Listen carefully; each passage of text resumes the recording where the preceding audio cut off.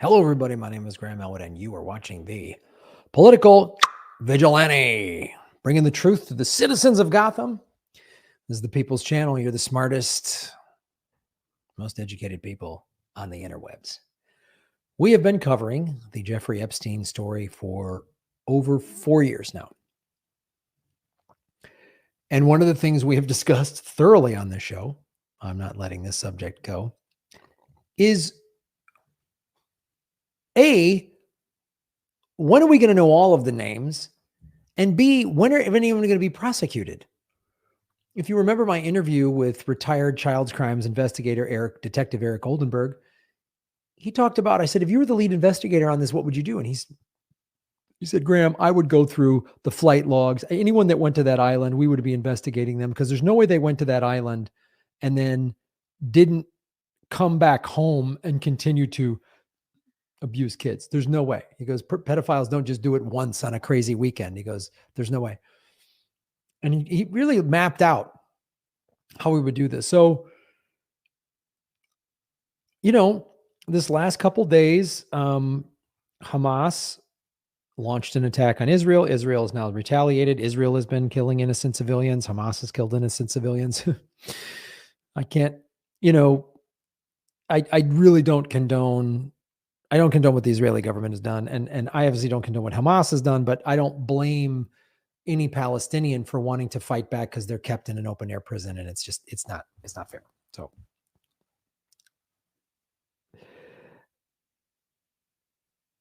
But whenever there's a big story, even if this is a valid story that the Hamas and Palestine and Israel, we should be talking about this. We should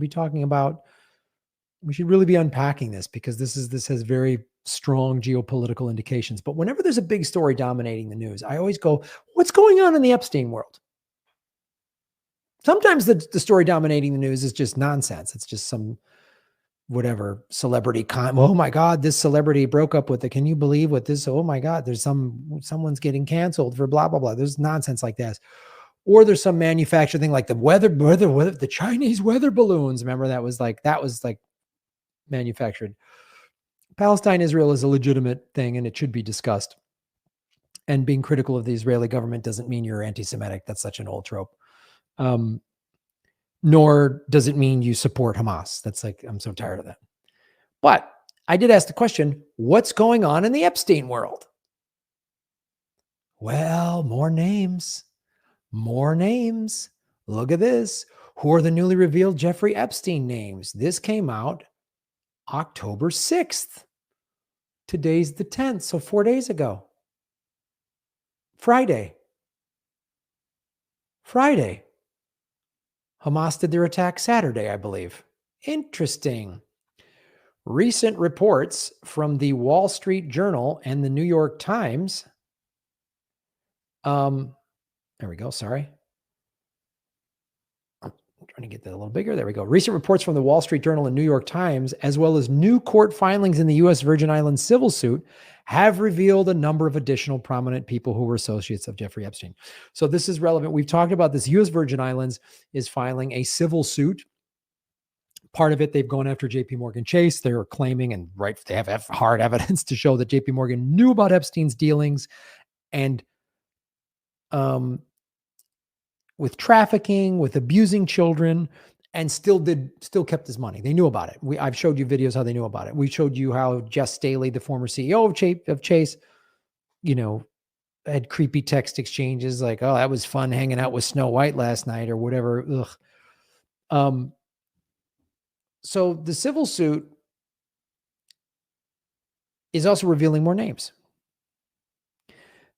Their ties to notorious sex trafficker and longtime high society hobnobber were not previously known.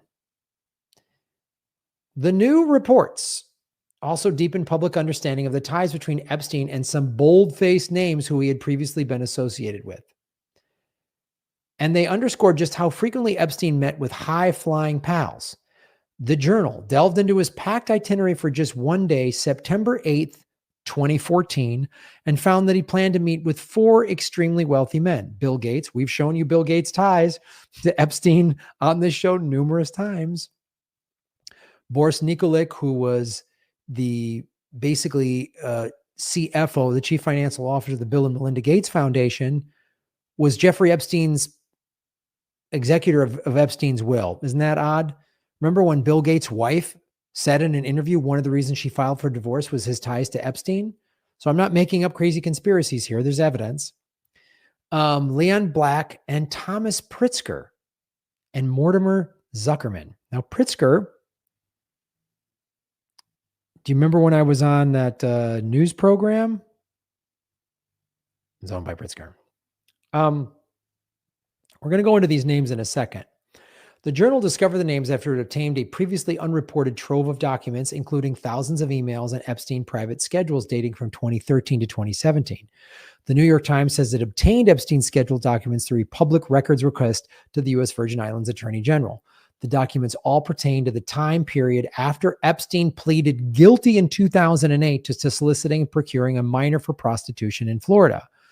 And at least some of the period was after Epstein was publicly accused of sex trafficking by Virginia Giuffre in 2015. The 2008 is very significant because that's when Acosta, then I believe the Attorney General or District of Attorney in Florida, gave Epstein a very easy sentencing. And Acosta is famously quoted as saying that he was told to back off Epstein because he was a CIA asset. Those are Acosta's words. Acosta was then put in the Trump administration. Numerous people were trafficked out of Mar-a-Lago. So the notion that Trump is innocent and he's going to arrest all that, that's nonsense. Trump's guilty. The Clintons are guilty. They're all filthy guilty. They're all just rotten people. The schedules include details of numerous meetings Epstein planned and with whom, but the journal notes that it would not verify whether all of these meetings actually took place. Many of the took place in Epstein's Upper East Side townhouse, which again, we saw the photos and the videos of the FBI wheeling out hand trucks, dollies worth of evidence. Where is that evidence? What is it? Just in a storage unit? We can't get to it. So these are some of the names. Google co-founder Sergey Brin, according to the new filing, Epstein advised Brin from 2004 to 2007, including guidance on how to set up a tax shelter, a tax saving trust for Brian's kids called a grantor retained annuity trust or grant, with bankers at JP Morgan Chase. So we know they've been found guilty. Brin had had become a client of the bank in 2004 following a referral from Epstein and subsequently held more than $4 billion in accounts there. 4 billion reasons not to care that one of your clients is a notorious pedophile. The Wall Street Journal also notes that Epstein helped billionaire and Apollo Global Management co-founder Leon Black set up a similar tax shelter. Epstein's relationship with Brin came to light in August of 2023 court filing. Oh, look at this roaches scurry when they're under the light. Cecile de Jong, former First Lady of the U.S. Virgin Islands, the U.S. Wall Street reports that according to court filings made by JP Morgan Chase, that de Jong originally began working for Epstein starting in 2000 and continued working for him when her husband, John de Gaulle, was serving as governor of the U.S. territory. Well, gee, that answers the question of how was Epstein able to have this creepy island and the Virgin Islands officials and government and police didn't know about it. They knew about it. They kept it covered up because he had them on the payroll. There's so many women involved in this as well. It's not just a bunch of creepy, filthy pedophile men. It's a lot of creepy, filthy pedophile women and women that at the very least were recruiters and knew about it. Yeah. Equality, the equality of it all. Thank you for diversity in creepy pedophile sex trafficking rings with ruling elites.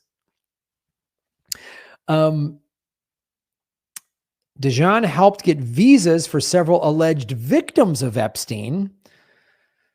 JP Morgan said in court filings, she connected one woman to a local immigration lawyer and worked to get other student visas by arranging special classes for them at the University of Virgin Islands, the bank said. DeJong helped arrange and enroll Epstein victims in an English and as a second language or ESL course at the university. They are structuring the class around the ladies. Please let me know so that they know what to do or not to do, said DeJong wrote in Epstein in 2013, according to court filings. Wow. Ehud Barak, former Israeli prime minister. Boy, another reason to love Israel.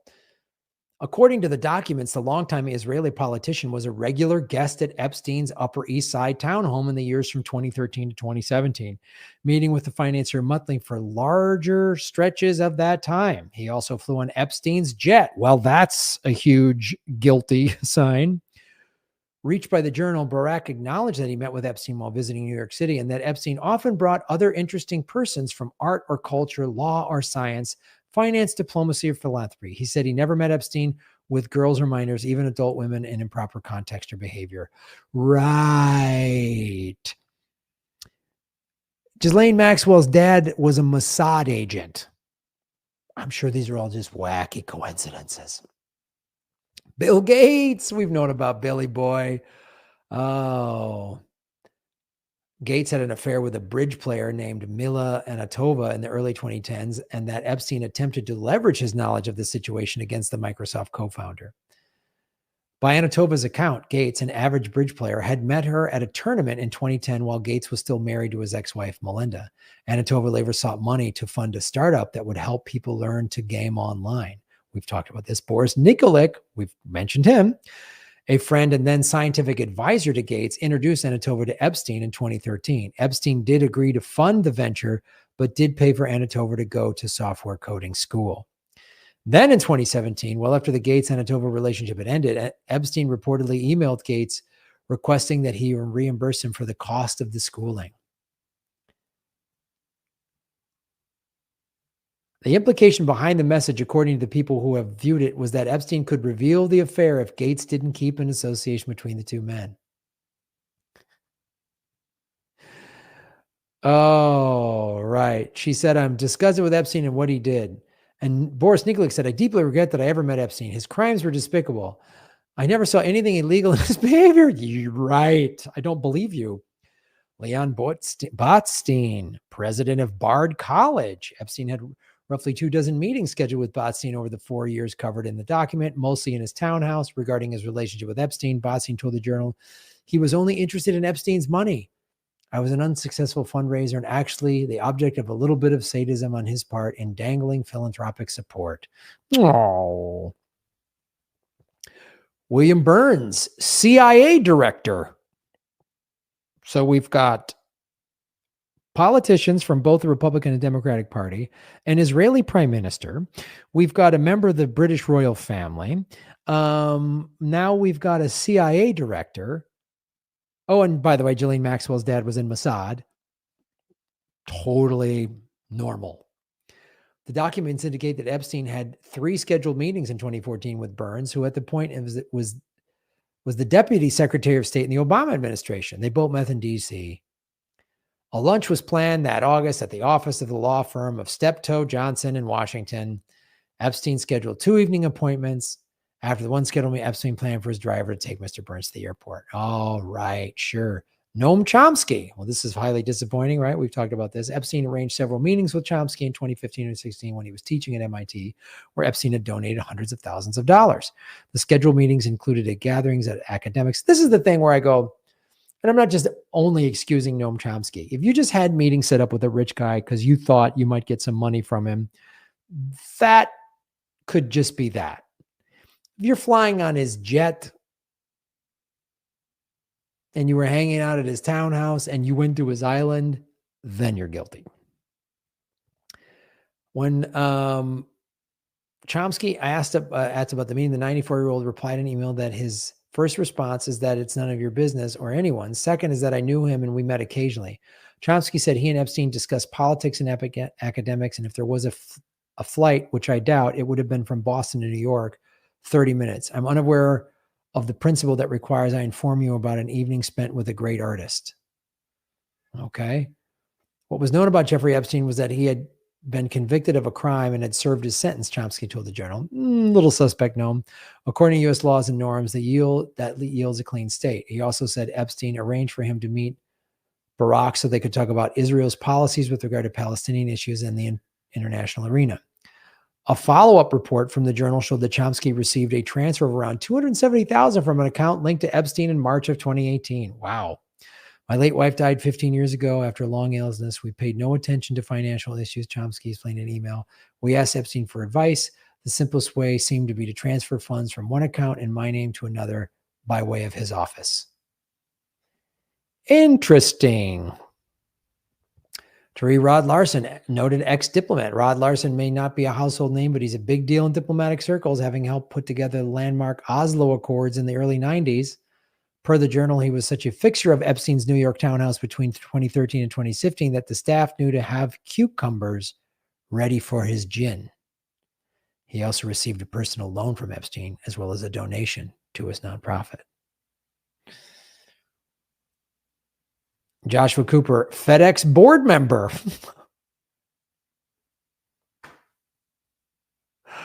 Wow. Is also on the board of Starbucks. This name is not that significant. A Rothschild. No, there's nothing shady tied to the Rothschilds. In 2019, the private Swiss bank Edmund de Rothschild Group falsely claimed it and its chairwoman, Arlene de Rothschild, had no ties to Epstein. Mr. Rothschild, who married into the famous banking family, had more than a dozen meetings with Epstein. Gee, why would you cover that up? He sought her help with staffing and furnishings, as well as discussed business deals with her, according to the documents. In September 2013, Epstein asked Ms. de Rothschild in an email for help finding a new assistant, female, multilingual, organized. I'll ask around. She bought nearly $1 million worth of auction items on Epstein's behalf in 2014 and 2015, the documents show.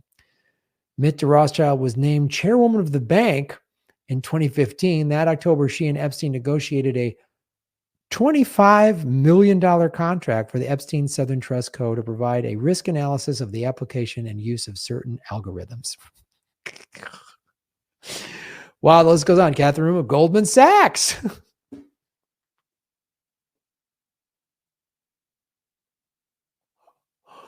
Oh, no, the world isn't run by pedophiles and sex traffickers. He scheduled more than 36 meetings with Rumler starting in 2014 after she left the White House counsel's office and joined the private sector as a partner in the law firm of Creep and Creeperton. Epstein was scheduled to fly with him to Paris in 2015 and to his now notorious island in the U.S. Virgin Islands. He looked at apartments she was interested in, and he discussed with his staff whether the young woman working in a Manhattan townhouse would make her uncomfortable. According to the emails obtained by NBC News, Epstein also referred to her as a client to JP Morgan Chase just months before his final arrest. Lawrence Summers, the Harvard president. We can go on and on. Peter Thiel, PayPal's co-founder. Tom Barrack, close Trump ally. We've had people from the Obama administration. We've had people with Trump. Yeah, look at this. Leon Black, we've talked about him. Jess Staley, we've talked about him. That's the JP Chase guy, JP Morgan Chase. We know about that. Prince Andrew, we know all about Randy Andy. And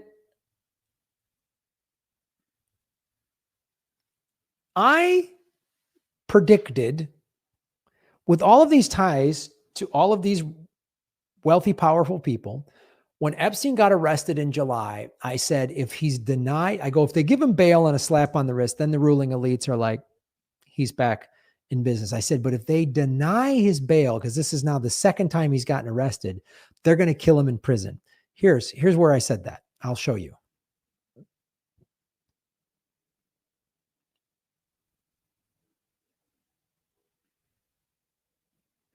Everybody, welcome to the Political Vigilante. My name is Graham Elwood.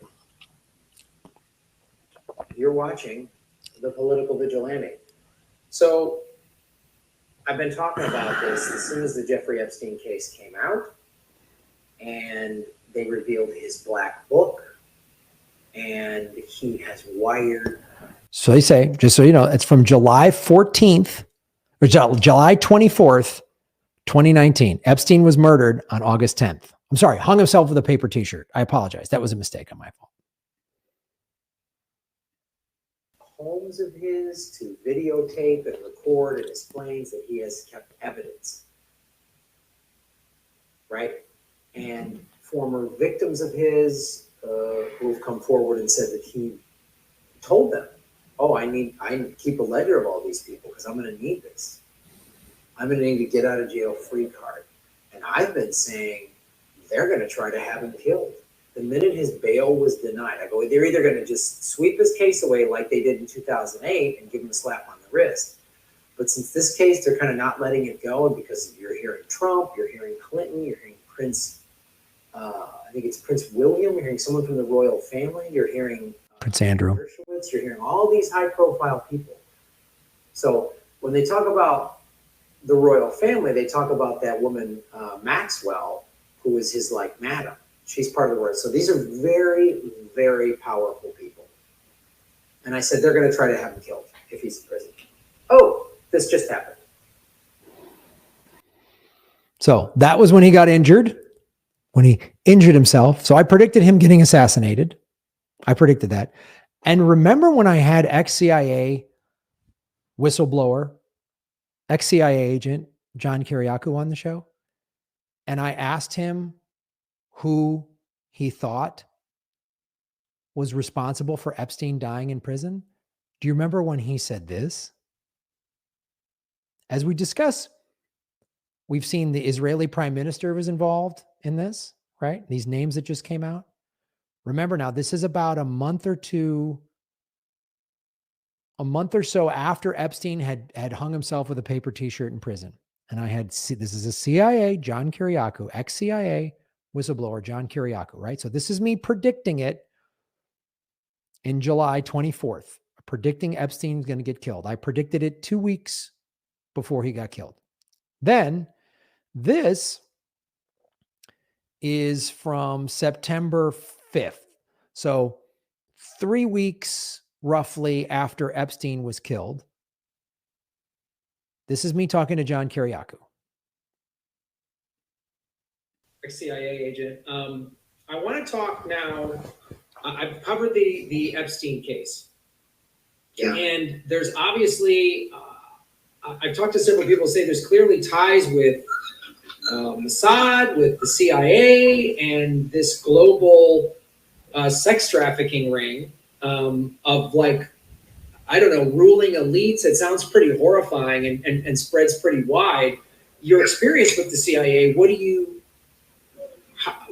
you think of this? I mean, first of all, I don't think he killed himself at all. I think either somebody killed him, one of the powerful people that's in his black book, or the CIA extracted it. I don't know. What do you think?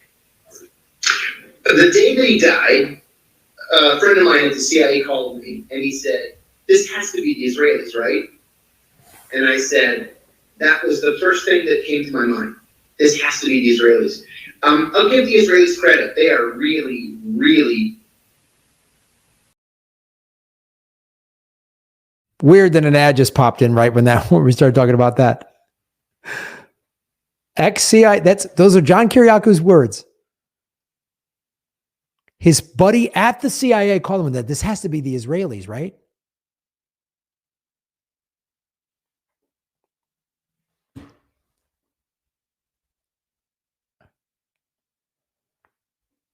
Let's hear what he keeps having to say. good spies, really good. You know, my first week in the CIA, we had a briefing by the director of security. And he gave a talk about counterintelligence. That is foreign countries having spies in the United States. Now, we have liaison relationships with dozens and dozens of countries, and they are what's called declared, where they come to the United States, they work in their country's embassy in Washington, and they are declared to the CIA as intelligence officers. So in the Israeli embassy in Washington, there's a Mossad officer, and there's a Shin Bet officer, and they officially do liaison with the intelligence community. But the security director told us, there are those two declared Israeli officers. The FBI has been able to identify 187 undeclared Israeli intelligence officers all around the United States, stealing secrets every single day. One of the things that the Israelis are really good at is influence operations. Now, in part, it's because they have a natural constituency in many Jewish Americans or evangelical Christians who are pro-Israel. They're predisposed to helping Israel in the first place. But that's not always good enough, especially if you're an intelligence service. So what a good intelligence service would do would be to sit with your operations officers around a table and say, how do we get to the very top of the pyramid in this country, to the very top of the political leadership? We need an access agent. So who is out there who knows presidents of both parties, cabinet members of both parties, members of Congress, prominent bankers, people in entertainment? How about this guy, Jeffrey Epstein? So we can fund him. We can finance him. We can introduce him to some business opportunities to make sure that he has an income that's great enough that he doesn't have to just rely on us. But we recruit him and we get him to introduce us or to give us access to all of these important people. Well, you look at Jeffrey Epstein's black book, and these people don't get any more important. You've got the Clintons, you have the Trumps, you have Prince, what's his face from the UK. You've got leaders in entertainment and business and banking and investments and real estate. And I mean, everybody who's anybody was in that black book. Well, that's an intelligence gold mine. That puts whoever recruited him right at the seat of power. So who would have, or what organization would have the wherewithal to do something like that? The Russians are good, but they're not that good. The Chinese aren't interested in that kind of thing. All they care about is science and technology. And for all intents and purposes, that really only leaves the Israelis. So I believe from the very beginning, this was an Israeli intelligence operation, and it went bad. And it went bad because he was a deeply flawed individual. He was a pedophile, and he was a sex addict. And he had a way of just getting himself in trouble. Now, you can get yourself out of trouble once, maybe, which he did in whatever it was, 2006. But he just couldn't stop. He couldn't stop himself. And he got in over his head. So that's fascinating to me. So we know from victims of him and... So, guys... Is that my theory? It's not the theory of a surfing comedian. It's ex-CIA who went to jail for being a whistleblower against the CIA. John Kiriakou saying it looks like he was a Mossad intelligence asset. Those are his words. So, you know, that's what's going on with Epstein. And whatever's going on in Israel and Palestine, there's some bigger thing afoot. I have a hard time believing it's just Hamas got pissed off and struck. There's other people pulling strings in there. I don't know what they are, but